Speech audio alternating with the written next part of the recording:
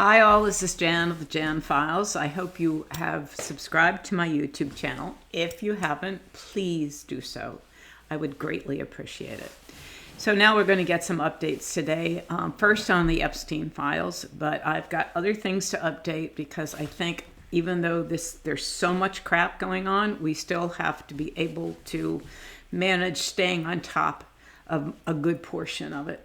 So first of all, we're going to deal with the Epstein files. And today what came out, or at least what came out that I saw, was a few things. One, there's a representative of a female, and I'm sorry, I saw it someplace, I saw her recording. But let me tell you what she said. She said she had spoken to the victims, and they all said that Jeffrey Epstein would tell them this: I have the government, I have the banks. In other words, the system was working in his favor, so that if you tried to stand up or call him out or whatever, file a lawsuit against him, or even try to escape, that you might end up dead. That was also something he often threatened them with. And that even if you were able to get out, that the chances are that you would never be heard and that you would never find justice. And we can certainly see that played out here, because this country has not done anything, honestly, for these victims. We're trying now. Some of us are trying, and us being the people who are demanding that these files be released, and those who are not. And so what I also want to say about what else happened today is that Massey and Kana also went over and looked at the files that were supposed to be unredacted. They had to give 24-hour notice. They had to couldn't bring in any devices, and only like a pad and a pencil. Well, as it turns out, that most of them were still redacted. And the explanation for that is, well, this is the way the FBI gave us these files. Well, I want to let Pam Bondi know, and the other people in the DOJ, who maybe Todd Blanche, who doesn't understand, the FBI functions underneath the Department of Justice. She being Bondi, is the big boss. Okay? So this nonsense idea of, well, this is the way we were given these, is ludicrous. So that's another thing. And the other thing that happened today was that 6 names, Ro Khanna talked about 6 names that he says were also going to be indicted. So, and again, folks, if I ever screw something up, please let me know, okay? I try my best to stick to the facts. And those names, by the way, the one you're going to know is Leslie Wexner. He's 88 years old. He's an American. And he, was the owner of Victoria's Secret. Sound like Elmer Fudd. Secret. And Bath and Body Works, and The Limited. And he is being called to testify. He's 88 years old, but he was one of the ones that came out of this, whatever the few that were unredacted, his name was there. As was Sultan Ahmed bin Salem. He's from Dubai. Salvatore Nuara, I'm going to spell this last name, Nuara. Guess what he was? He was from NYPD. Zerab, oh my God, Mikeladze, Mikoladze, Leonik Lanova, and Nicola Caputo.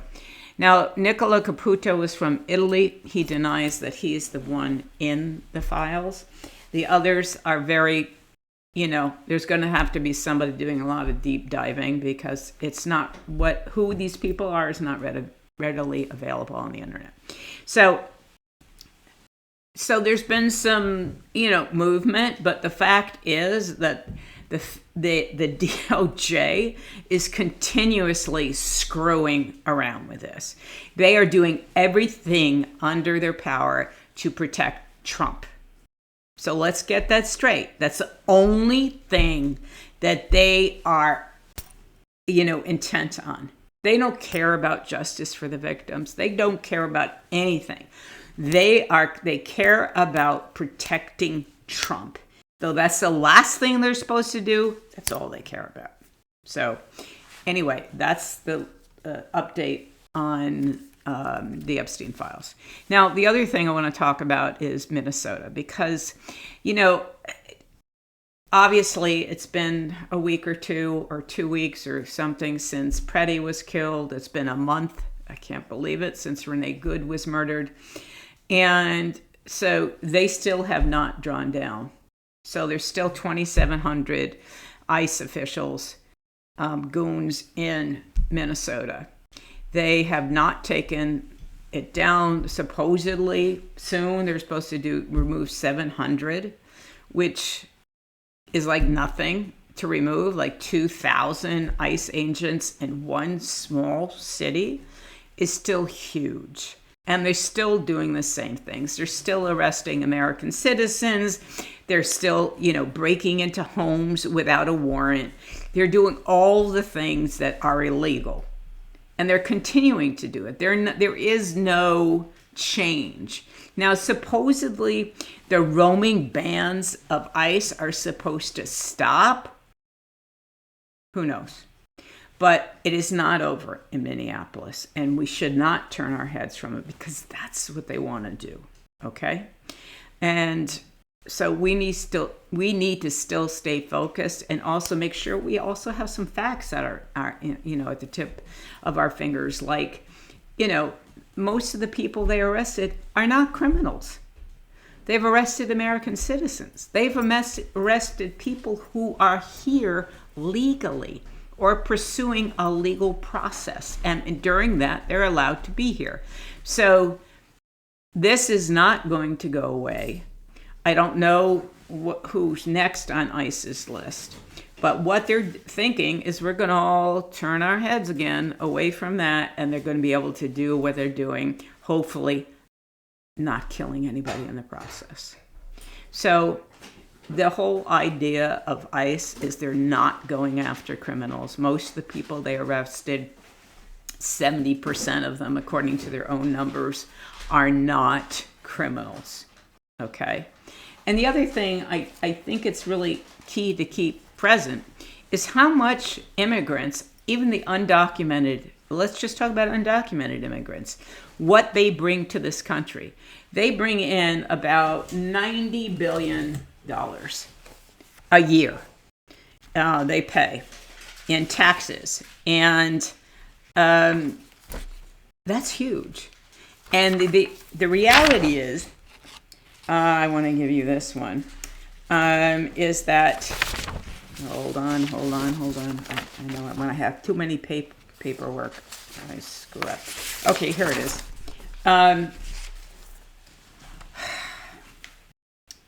A mass deportation of 1.3 to 8.3 million undocumented immigrants could shrink the U.S. economy by 1.1 to 1.7 trillion dollars. That's what they contribute, because not only obviously they pay taxes through their TIN, they also buy things, they purchase things. And so that's a huge positive for our economy. And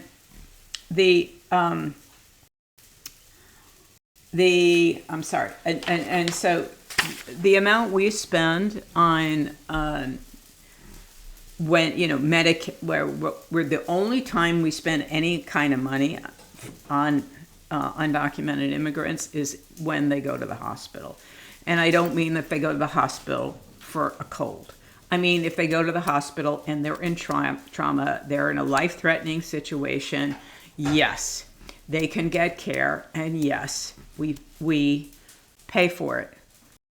And so, but that is the only thing. They don't get food stamps. You know, I know I'm preaching to the choir. You know what is happening. They don't get food stamps. They don't get any benefits, period. So, you know, it's good to keep these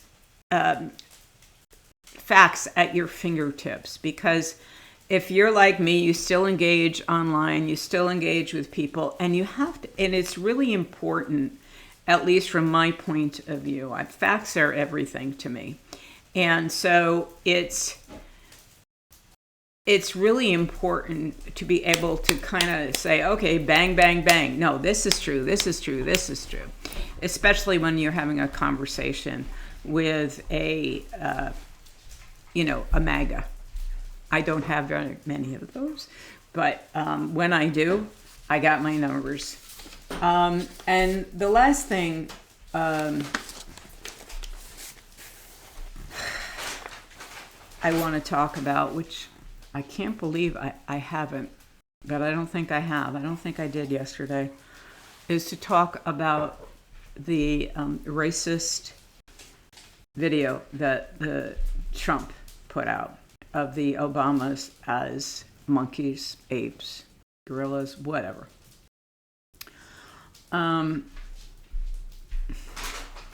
You know, what the Republicans want to say, oh, they're outraged. Bullshit. Just bullshit. I don't believe there's any level of outrage on their part, because this is all the kind of shit they say behind the scenes. And we know this, right? Because they've been caught. And because it's not even just that.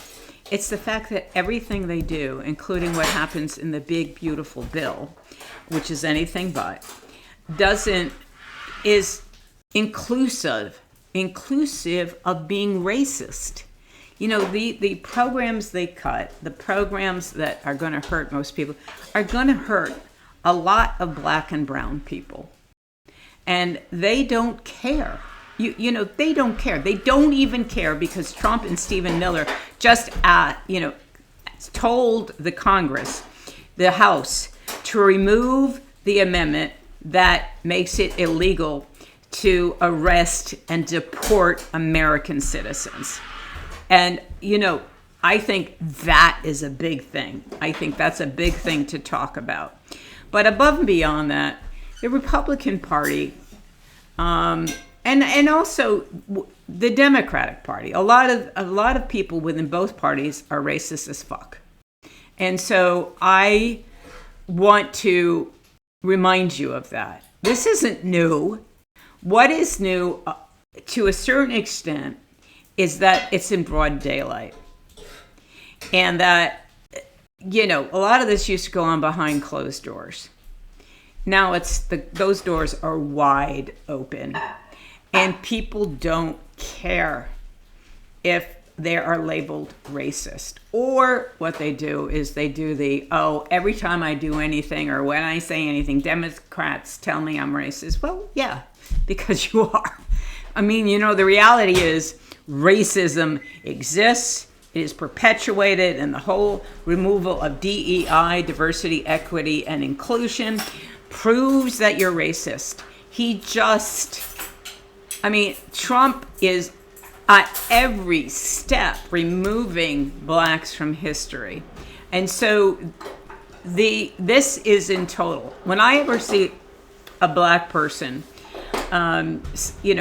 saying, oh, but he's not racist, I just want to bury my head in the sand and speak to them there, because obviously that's where they are. We need to be having such honest conversations, such authentic conversations, and stop being afraid to have them. Stop being afraid to call somebody a racist and document it. I mean, the excuses that they give for Trump or what he's done in the past, oh, well, that was in the past, it's not now. Bullshit. It's now. You know, it doesn't matter. He didn't rent to black people in the 70s. What? So all of a sudden, oh, that was in the 70s, that's not now, he's changed? No, he hasn't. He has shown all along how racist as fuck he is. And the reality is we should give him no room. No room. And I don't, they always say, well, Biden's racist. Yeah, Biden said some racist shit. But he also acknowledged it and then put literally his money where his mouth was. And by putting more black people in his administration, by putting a black woman as the Supreme Court justice, he understood that he needed to do better. And he did. So at the end of the day, folks, I still think there are cracks. I still think we're going to see some things start to crack. I heard a rumor that there may be another Republican dropping off sooner rather than later out of the House, which would be huge. Well, we'll see if that actually happens. But again, stay focused. Take one action every single day. One action, one phone call. And, contribute. Pretend that it's not really a pretense. This is another revolution, folks. It's like the American Revolution, the Civil War, people had to pick sides. And I know people don't want to do that. They're like, oh, we're so divisive. I'm like, there's a reason we're so divisive, okay? We need to be able to say, no, I am not that. I am not a fascist. I do not support what they support. I do not support racism. I do not support a Gestapo. I do not Gestapo group of goons. I don't support a police state. So you get it. I know you do. And I hope that you will, again, support me on YouTube, but also send me text. Not text, but send me messages on any of the platforms I'm on. You can send me a message. Let me know what you think. Participate. So take care and good night.